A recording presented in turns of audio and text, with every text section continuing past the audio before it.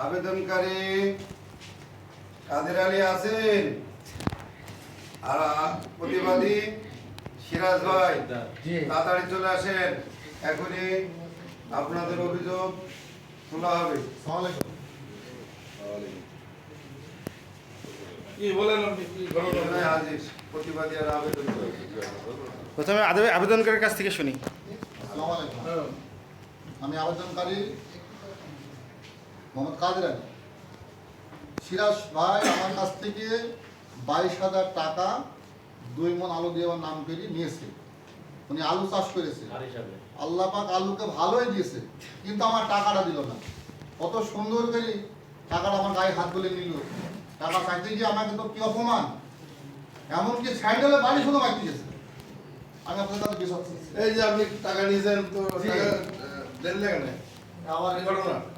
Chairman সাহেব একটা টাকা নিয়েছে, কিন্তু আমার বাড়িতে আমার খুব অভাব অনটনের ভেতরে ছিলাম। তো আমি মানে ইতিপূর্বে যা করেছি সব মানে ই করে আমি টাকা নিয়েছি।